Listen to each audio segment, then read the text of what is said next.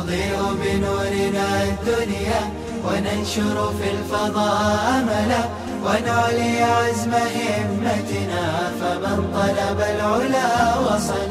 بسم الله الرحمن الرحيم. الحمد لله رب العالمين والعاقبة للمتقين والصلاة والسلام على سيد الأنبياء والمرسلين سيدنا وحبيبنا وحبيب رب العالمين محمد وعلى آله وأصحابه ومن تبع بهديه إلى يوم الدين.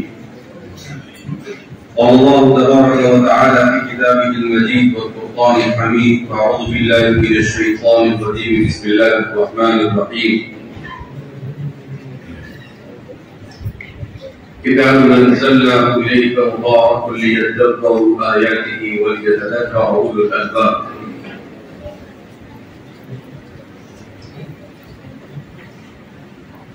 عزیز طلبہ اور حفظ مکمل کرنے والے خوش قسمت حفاظ کرام اور آئے ہوئے مہمانان اکرام اور اس ادارے کے اساتذہ، سب سے پہلے ہم رب کریم کا شکر ادا کرتے ہیں کہ اس رب ذوالجلال نے سمندر کی طرح آگے مارتے ہوئے فکروں کے اس دور میں ہم سب کو اپنے دین کو سیکھنے سکھانے کے ساتھ منسلک کی. یہ اللہ کی اتنی بڑی نعمت ہے کہ اس نعمت کا اگر ہم زندگی بھر بھی شکر ادا کریں تو ہم اس کا شکر ادا کرنے سے قاصر ہیں. اس لیے کہ دنیا کا اگر جائزہ لیا جائے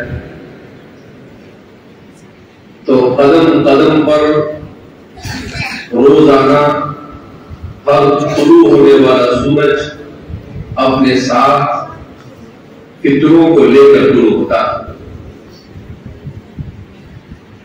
سب سے زیادہ خطرہ اس زمانے میں اگر ہے تو وہ مومن کو اپنے ایمان کرتے.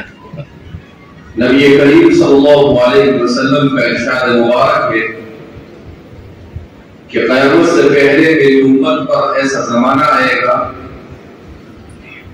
کہ فتنے اتنی کثرت کے ساتھ ہوں گے یصبح الرجل مؤمنا ویمسی کافرا. ایک آدمی صبح میں مومن ہوگا اور شام ہونے تک فتنوں میں مبتلا ہو کر کفر کا شکار ہو جائے گا. اور یمسی مؤمنا ویصبح کافرا، ایک آدمی شام کو مومن ہوگا اور صبح سورج کے نکلنے سے پہلے وہ کفر کا شکار ہو جائے گا. تو ہم دیکھ رہے ہیں ارتداد کے فتنے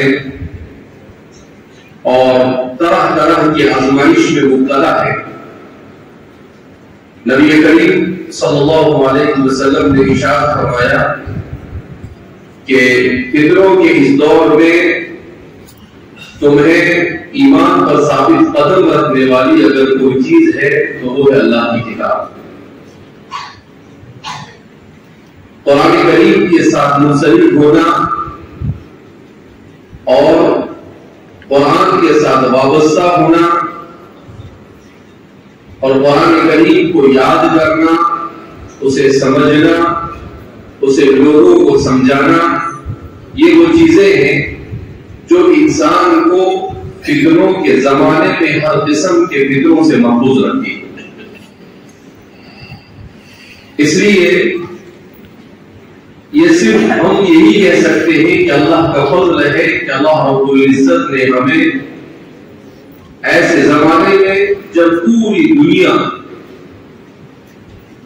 صرف اور صرف مال اور منصب کی طرف دوڑ رہی، نبی کریم صلی اللہ علیہ وسلم نے قیامت کی جو نشانیاں بیان کی اس میں یہ بھی بیان کیا کہ میری امت پر ایک زمانہ ایسا آئے گا کہ مال کمانا ان کے دل و دماغ پر ایسا سوار ہو جائے گا کہ وہ مال کو کمانے کے لیے ہر قسم کے ہتھ کنڈے کو استعمال کرنے لگے. وہ نہ حلال سوچیں گے نہ حرام سوچیں گے، بس وہی ان کے ذہن و دماغ پر ہوگا کہ مال کس طرح سے میرے جیب میں آ جائے اور کس طرح میں مالدار بن جاؤں۔ اس لیے ہم دیکھتے ہیں کہ لوگوں کو شارٹ کٹ میں مالدار بننے کا شوق ہوتا ہے۔ آپ دیکھتے ہیں جیسے کہ آج سوشل میڈیا عام ہے، یوٹیوب پر بڑے بڑے سیلیبریٹی ہوتے ہیں، اپنے آپ کو بہت ہوشیار اور عقل مند سمجھنے والے، اور وہ ایسی چیزوں کی ایڈورٹائز کرتے ہیں کہ آپ یہ گیم کھیلو اور پیسے کماؤ اور مالدار بن جاؤ۔ اتنا آسان تھا اگر مال کمانا تو انسان کیوں محنت اور جدوجہد کرتا ہے؟ یہ بیوقوف بنانے کا ایک، جیسے پہلے زمانے میں جادوگر آتے تھے اور کرتب دکھاتے تھے، یہ ہمارے زمانے کے الیکٹرانک جادوگر ہیں جو کرتب دکھا کر لوگوں کو بیوقوف بنا کر لوگوں کے جیب سے پیسے نکالتے ہیں۔ ہزاروں لاکھوں لوگ اس میں پیسے ڈالتے ہیں، روپیہ 2 روپیہ 5 10 20 روپیہ کر اس میں کروڑوں کماتے ہیں، اور 10-20 ہزار روپے کسی کو انعام دیتے ہیں، اور اس کا ایسا چرچا کرتے ہیں جیسے سارے لوگ ایسا سمجھتے ہیں کہ میری بھی لاٹری لگنے والی ہے۔ کوئی کسی کی لاٹری لگتی نہیں۔ تو یہ سب اللہ کے رسول صلی اللہ علیہ وسلم نے قیامت کی جو نشانیاں بیان کی ہے، آج کے حالات کا جائزہ لیا جائے، وہ سب اللہ کے رسول صلی اللہ علیہ وسلم نے اپنی امت کو پہلے ہی آگاہ کر دیا۔ حضور نے یہ بھی بتایا تھا کہ اس طرح کے فتنے آئیں گے اور ان فتنوں کا کس طرح سے مقابلہ کیا جائے اور ان فتنوں سے اپنے آپ کو کیسے بچایا جائے، اس کی تدبیر بھی اللہ کے رسول صلی اللہ علیہ وسلم نے بیان کی۔ اس لیے اس زمانے کی ضرورتوں میں سے ایک ضرورت یہ ہے کہ ہم فتنوں سے متعلق جو احادیث مبارکہ ہے ان احادیث کا مذاکرہ کریں، ہم ان احادیث کو پڑھیں، لوگوں کے سامنے بیان کریں، اور اس کے ساتھ ساتھ رسول اللہ صلی اللہ علیہ وسلم نے ان فتنوں سے بچنے کی جو تدابیر ذکر کی ہے ان تدابیر کو بیان کریں۔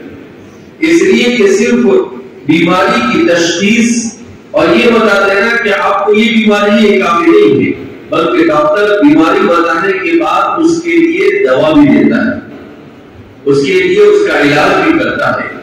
تو اللہ کے رسول صلی اللہ علیہ وسلم نے روحانی بیماریاں اور روحانی بیماریوں کے ساتھ اس کا علاج بھی جگہ جگہ بیان کیا ہے۔ اس لیے ہم دیکھ رہے ہیں کہ دنیا متضاد حالات کی شکار ہے۔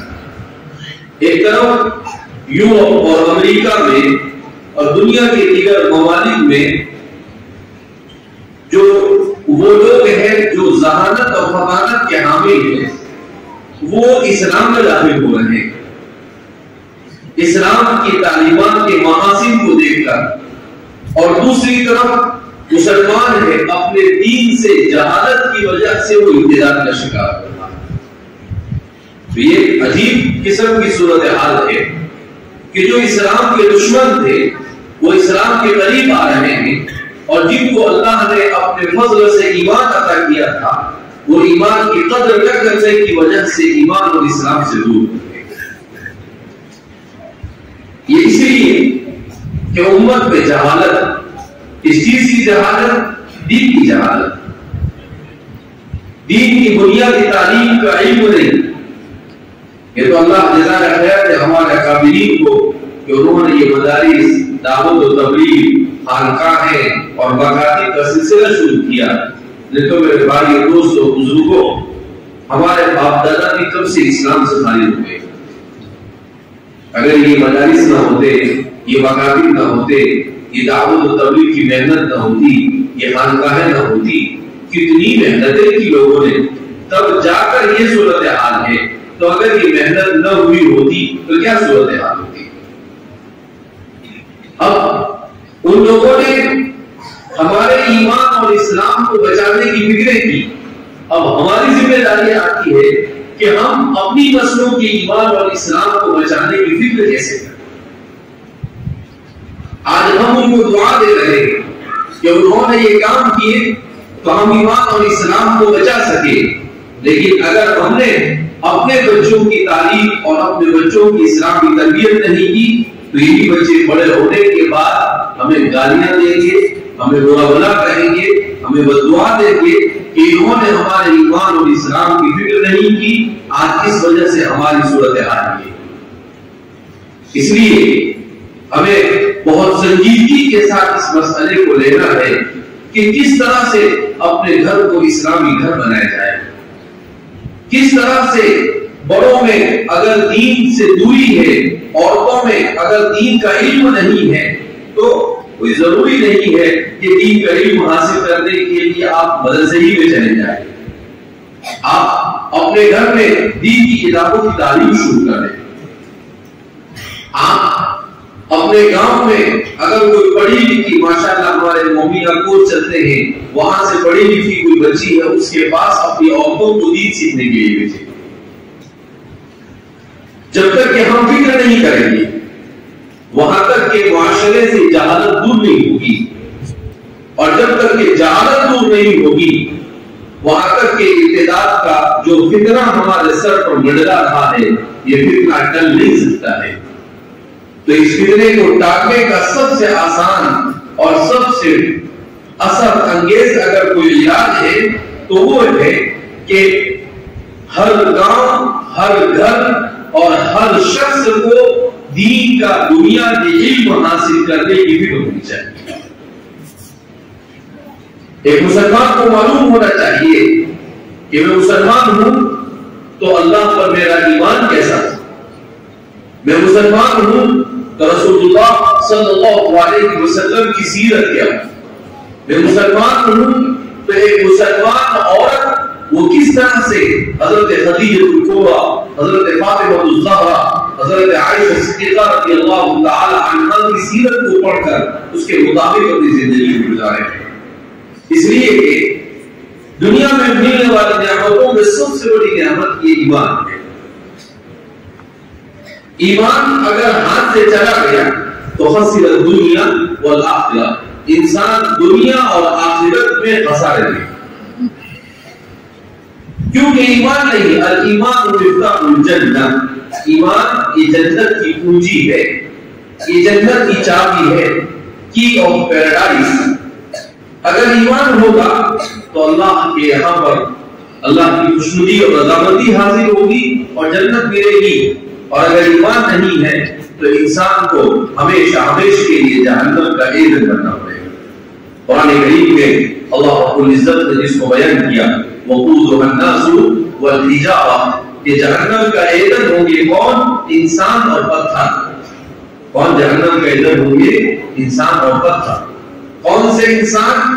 وہ انسان جنہوں نے کفر کیا ہوگا, وہ انسان جو شرک میں مبتلا ہوئے ہوں گے, وہ انسان جنہوں نے اللہ کی نافرمانی کے ساتھ زندگی گزاری ہوگی, وہ جہنم کا ایندھن بنے گی. پتھر بھی جہنم کا ایندھن بنے گا. تو ہمارے مفسرین کہتے ہیں کہ پتھر ٹھیک ہے, انسان کو اللہ نے عقل دی, انسان کو فراست دی, اس نے نافرمانی کی تو وہ جہنم میں گیا. پتھر کو تو عقل ہے نہیں, اسے کیوں جہنم میں ڈالا جائے؟ کہا کہ چونکہ عام طور پر اللہ کے ساتھ شرک کرنے والے یہ بتوں کی عبادت کرتے ہیں, پتھروں کی عبادت کرتے ہیں, تو پتھروں کو جہنم میں اس لیے ڈالا جائے گا کہ ان کی عبادت کرنے والے یہ دیکھ لے کہ یہ تو جن تکیوں پر سہارا کیا تھا, جن پتوں پر سہارا کیا تھا, وہ ہمارے ساتھ یہاں پر ہے تو ہمارا کیا ہوگا. تو ان کے عذاب میں شدت پیدا کرنے کے لیے, ورنہ پتھر کا کوئی قصور نہیں. اسی لیے حضرت عقیل بن ابی طالب فرماتے ہیں کہ ایک سفر میں نبی کریم صلی اللہ علیہ وسلم کی رفاقت میں تھا. اللہ کے رسول صلی اللہ علیہ وسلم نے کہا کہ کہیں سے پانی لے کر آؤ. میں پانی لینے کے لیے گیا. جب میں پانی لینے کے لیے پہنچا تو مجھے بچے کی طرح رونے کی آواز آئی, جیسے کہیں سے کوئی بچہ رو رہا. پھر ڈھونڈنے لگا کہ کہیں کوئی بچہ کچھ پھنسا ہے کیا ہے, مگر نظر نہیں آیا. جب میں نے بہت توجہ سے سنا تو میں دیکھ رہا ہوں کہ پہاڑ میں سے چٹان کے رونے کی آواز آئی. کس کے رونے کی آواز آ رہی ہے؟ اس کو تعجب ہوا لیکن وہ اللہ کے رسول کے صحابی تھے، حضور کے چچا زاد بھائی بھی تھے۔ فقیر بن ابی طالب کہتے ہیں کہ میں قریب گیا اور میں نے ہمت کی اور پوچھا کہ پہاڑ پر یہ چٹان یہ کون بول رہا ہے، تم بول رہے ہو؟ فرماتے ہیں کہ اللہ نے اسے قوت گویائی عطا فرمائی، اس نے میرے ساتھ بات کی اور اس نے کہا کہ ہاں میں پہاڑ بول رہا ہوں، کہا اس دن سے بول رہا ہوں جس دن سے وقودها الناس والحجارہ کا نزول ہوا ہے کہ پتھر بھی جہنم کا ایندھن بنے گا۔ کیوں رو رہے ہو تم؟ کہا مجھے ڈر لگ رہا ہے کہ جن پتھروں کو جہنم میں ڈالا جائے گا کہیں میرا بھی اس میں شمار۔ انسان کو اللہ نے عقل دی، سب کچھ دیا، اتنی مرتبہ پڑھتا ہے کہ جہنم میں ایسی ہے، اللہ کے رسول صلی اللہ علیہ وسلم نے اس کی تفصیلات کا بیان کیا، جہنم میں کتنی طرح کے عذاب ہوں گے، کیسے لوگوں کو کیسے عذاب دیے جائیں گے، ہم سب سنتے ہیں، مگر اس کے باوجود اس کان سے سن کر اسے نکال دیتے ہیں، ہمارے دلوں پر اس کا کوئی اثر نہیں ہوتا ہے۔ اور وہ پتھر ہے جس کے پاس عقل نہیں، شعور نہیں، سمجھ نہیں، مگر وہ ایک مرتبہ اللہ کی اس فرمان کو سنتا ہے اور روتا ہے۔ وہ صحابی اللہ کے رسول کی خدمت میں حاضر ہوئے اور کہا کہ اللہ کے رسول صلی اللہ علیہ وسلم میرے ساتھ ایسا واقعہ پیش ہے۔ اللہ کے رسول صلی اللہ علیہ وسلم کو وحی نازل ہوتی ہے کہ اس پتھر کو کہہ دو کہ تم اس میں سے نہیں ہو جس کو جہنم کا ایندھن بنا ہے۔ تو پھر انہوں نے آ کر جب یہ کہا، جب اس نے سنا تو فرماتے ہیں کہ اس کے رونے کی آواز بند ہو گئی۔ تو یہ اللہ کے رسول مجھے اور آپ کو ایسے رسول عطا کیے جنہوں نے جہاں پر انسانوں کو جنت کی بشارتیں دی، وہیں پر جوانات کو بھی جہنم سے خلاصی کی بشارتیں عطا کی۔ ایسا رسول اللہ رب العزت نے مجھے اور آپ کو عطا کیا۔ نبی کریم صلی اللہ علیہ وسلم امام الانبیاء والمرسلین، آپ ایسی ذات کہ حضرات صحابہ فرماتے ہیں کہ جو ایک مرتبہ رسول اللہ صلی اللہ علیہ وسلم کے چہرے انور کو دیکھ لیتا تھا محبت سے، وہ ایمان میں داخل ہوتا تھا، وہ ایمان میں کیا ہو جاتا تھا؟ داخل۔ نکاح محبت کا ہونا ضروری۔ حضرت ثمامہ ایک بڑے سردار تھے، کوئی جنگ کا موقع ہوا تو پکڑ کر لائے گئے، وہ بھی پکڑے گئے، ان کو ہاتھ پاؤں سے باندھ کر وہاں مسجد نبوی میں رکھ دیا گیا۔ اللہ کے رسول صلی اللہ علیہ وسلم اس کے پاس سے گزرے، اللہ کے رسول صلی اللہ علیہ وسلم نے کہا کہ قوم کے سردار ثمامہ کیسے ہو؟ تو انہوں نے حضور کی طرف دیکھا بھی نہیں، ابھی مسلمان نہیں ہوئے، کہا کہ میں آپ کی طرف نہیں دیکھنا چاہتا ہوں اس لیے کہ مجھے آپ کو دیکھنا پسند نہیں۔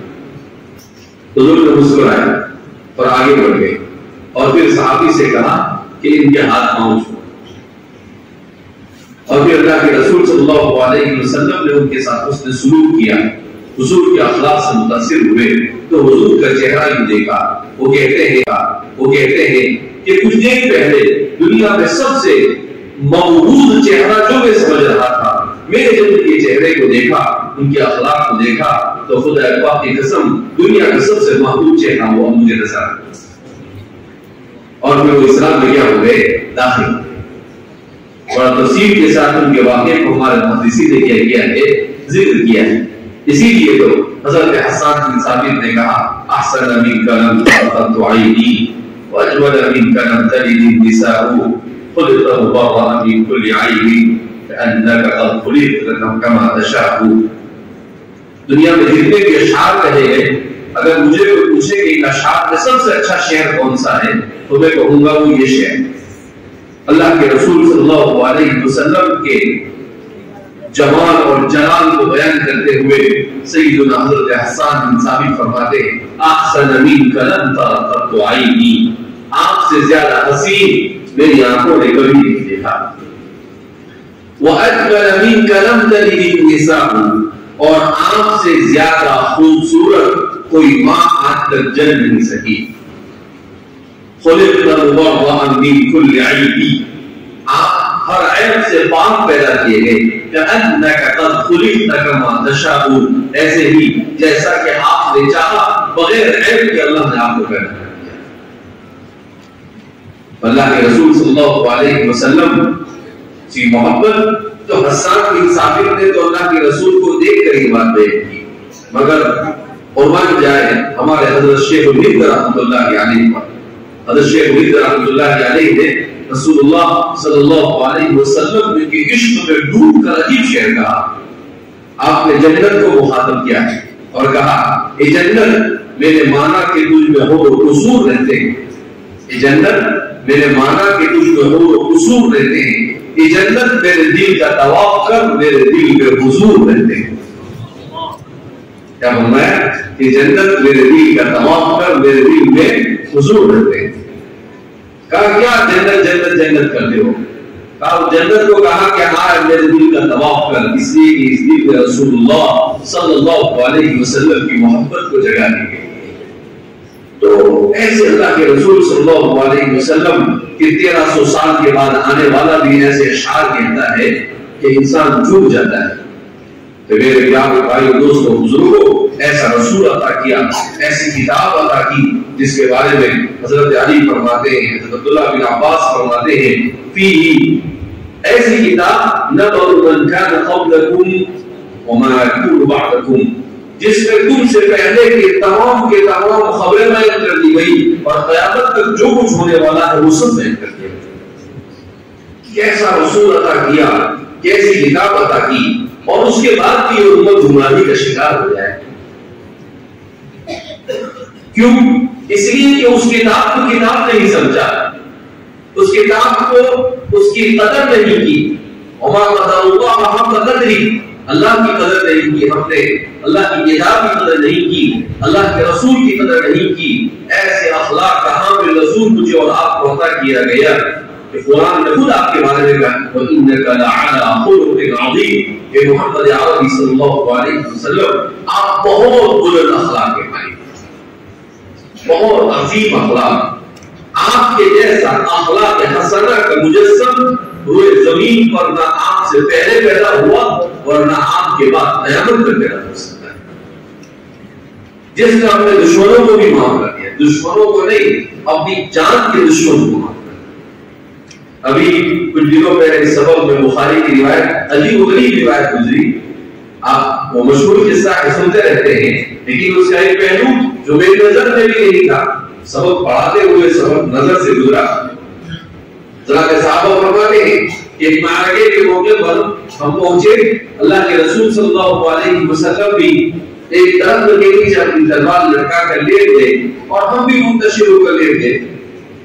ایک دیہاتی نے دیکھا کہ اچھا موقع ہے علیہ باللہ محمد صلی اللہ علیہ وسلم کو قتل کرنے کا، وہ آیا اور آ کر آپ کی تلوار نکالی، وہاں تک کہ حضور کی آنکھ کھل گئی تو اللہ کے رسول صلی اللہ علیہ وسلم سے وہ کہتا ہے کہ محمد بتاؤ مجھے آپ کو اب میری تلوار سے کون بچا سکتا ہے؟ اللہ کے رسول صلی اللہ علیہ وسلم گھبرائے، کون تھے؟ اللہ کے رسول تھے۔ کا ایمان ایسا جو حضرت ابوبکر کو یہ کہے لا تحزن ان اللہ معنا، حضرت ابوبکر فرماتے ہیں کہ خدا پاک کی قسم صدیق کے ایمان کا امتحان ہوتا ہے، اس کے ایمان کا امتحان ہوتا ہے صدیق کے جو افضل البشر بعد الانبیاء، انبیاء کے بعد سب سے افضل۔ تو حضرت ابوبکر صدیق فرماتے ہیں کہ غار میں تھے، چھوٹی سی غار جس میں مشکل سے دو آدمی بیٹھ سکتے تھے اور چھپ سکتے تھے۔ میں بھی اس غار میں گیا ہوں بچپن میں، تو سور میں جب اللہ کے رسول صلی اللہ علیہ وسلم اور ہم چھپے ہوئے تھے، دشمن آئے تو میں نے دشمنوں کے اونٹ کے پاؤں دیکھے اور ان کے پاؤں بھی دیکھے، دشمن کے پاؤں بھی دیکھے۔ میں نے اللہ کے رسول صلی اللہ علیہ وسلم سے کہا خدا پاک کی قسم اللہ کے رسول صلی اللہ علیہ وسلم اگر ان میں سے کوئی تھوڑا سا جھانک دے گا تو ہم نظر آئے، تھوڑا سا جھک کر یوں دیکھے گا تو ہم نظر آئے۔ اللہ کے رسول صلی اللہ علیہ وسلم نے کہا ایمان ابو بکر کے امتحان ہے، ابو بکر کو سنبھالنا چاہیے، اسی لیے اللہ رب العزت نے ابو بکر کو اس سفر ہجرت کے ساتھ میں رکھا کہ ان کو ایمان ایسا مضبوط بنانا تھا تو اللہ کے رسول صلی اللہ علیہ وسلم نے کہا لا تحزن ان اللہ معنا كان يديه يدهما بالغار يقول لصاحبه لا تحزن ان الله معنا گھبراؤ مت اللہ ہمارے ساتھ کیا کہا گھبراؤ مت اللہ ہمارے ساتھ تو اللہ کے رسول صلی اللہ علیہ وسلم کے ایمان اور انبیاء کے ایمان کی بھی اس طرح سے کیا ہوتی رہی آزمائش ہوتی رہی اور کچھ اور بتانا چاہیے وہ بکر کی طرف ہاں تو تو فرماتے ہیں کہ اللہ کے رسول صلی اللہ علیہ وسلم سے کہتا ہے کہ محمد مجھے آپ بتاؤ آپ کو کون بچائے گا میری تلوار سے حضور گھبرائے حضور نے فوراً کہا اللہ کے رسول کی زبان سے لفظ اللہ کا اس انداز میں نکلنا کہ وہ کانپنے لگا اور اس کے ہاتھ سے تلوار کیا ہو گئی چھوٹ گئی حضور نے تلوار اٹھائی اور کہا کہ اب بتا تجھے کون بچائے تو گھبرا گیا اس نے کہا کہ آپ بھی بچائیں گے اور کوئی نہیں بچائیں گے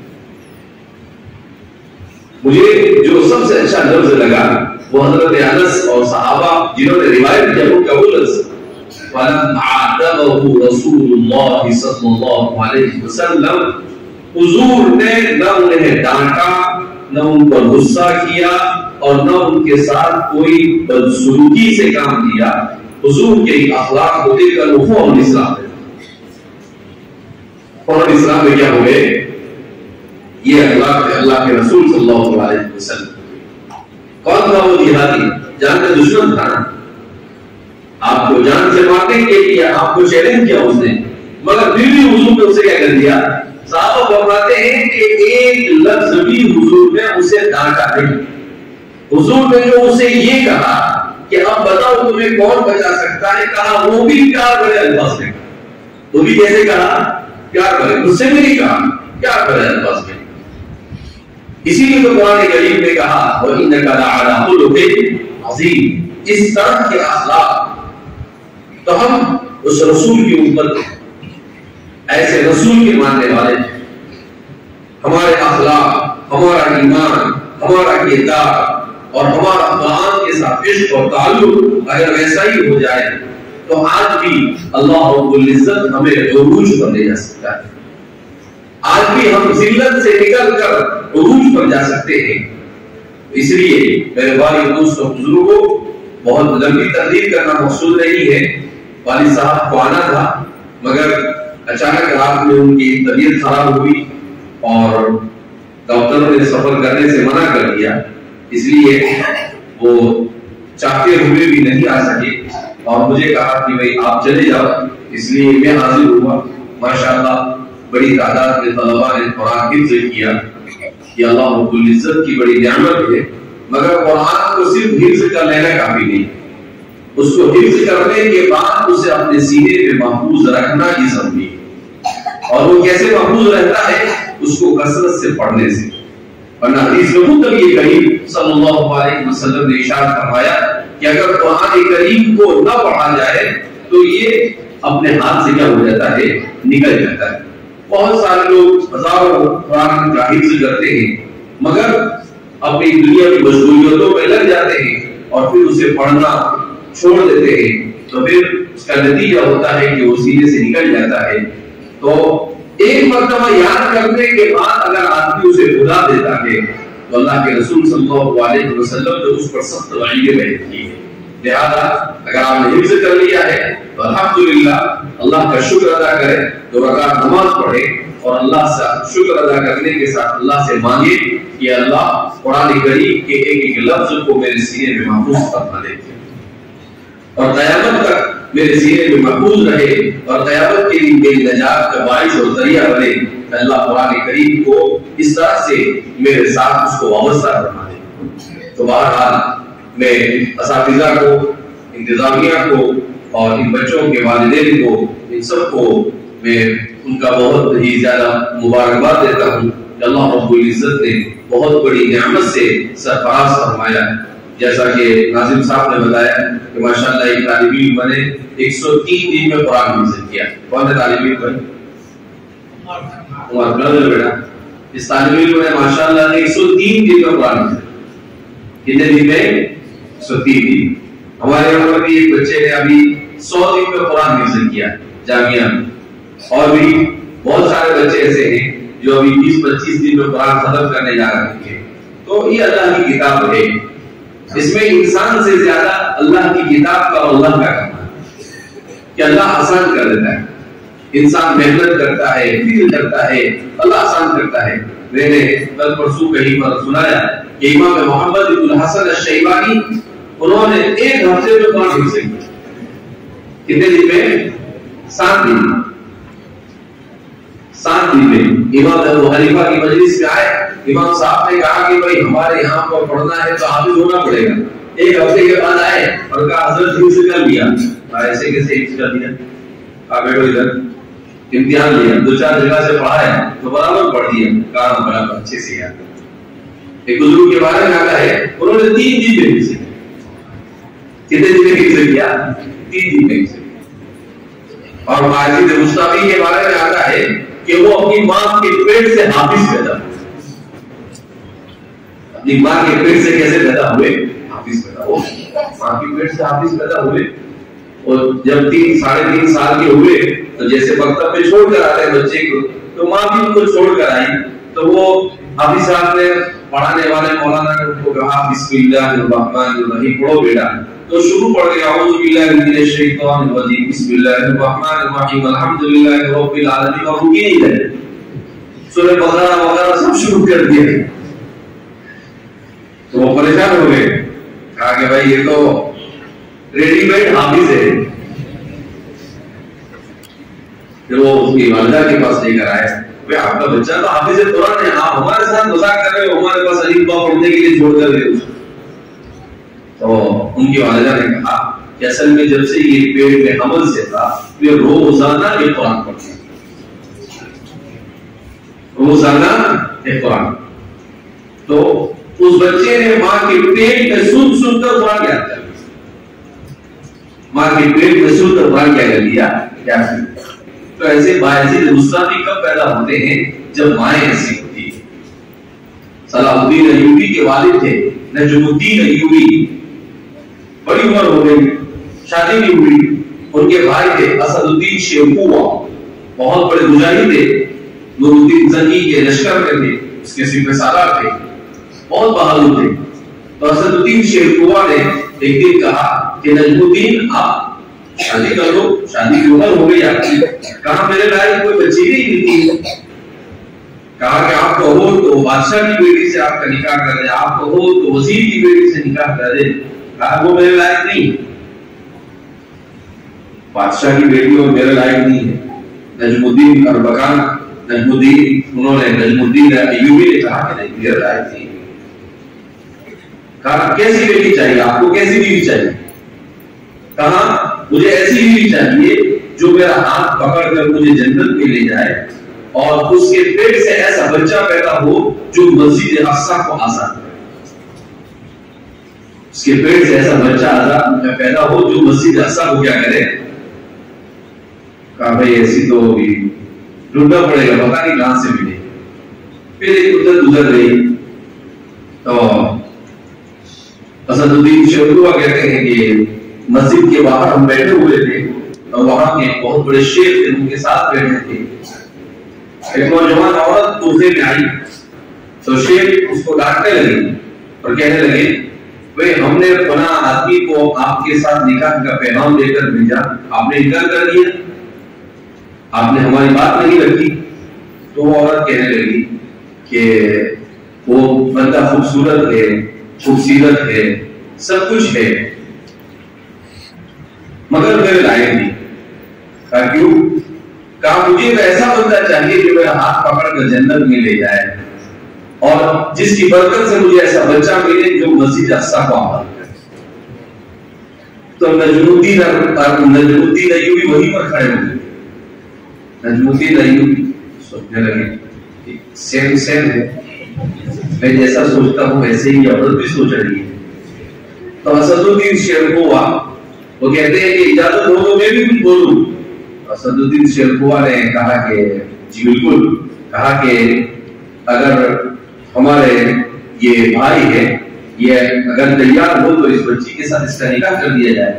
تو شیخ کہنے لگے کہ یہ تو بڑے اونچے خاندان سے ہے اور یہ تو پورے اس محلے اور اس گاؤں کی سب سے غریب بچی ہے.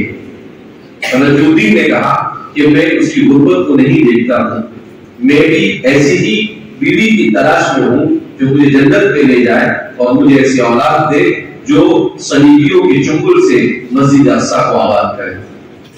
تو پھر ان کے ساتھ ان کا نکاح پڑھ دیا اور ان کے پیٹ سے صلاح الدین ایوبی پیدا ہوئے. ان سے کون پیدا ہوئے؟ صلاح. جب ماں باپ کے خیالات کتنے بلند و بالا ہوتے ہیں تو انما الاعمال بالنیات, نیتیں درست ہوتی ہے, خیالات درست ہوتے ہیں تو اللہ رب العزت ایسی اولاد عطا فرماتا ہے.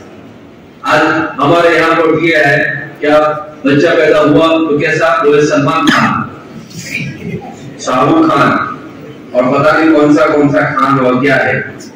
اب جب ہماری سوچ ایسی ہوگی تو ہمارے یہاں پر کہاں پر صلاح الدین ایوبی پیدا ہوتے ہیں.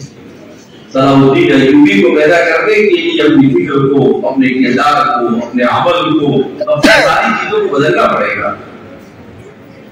اللہ رب العزت ہم سب کو فکروں کے اس دور میں اپنے ایمان کو محفوظ رکھنے کی توفیق مرحمت فرمائے اور ہر قسم کی فکروں سے اللہ ہماری حفاظت فرمائے.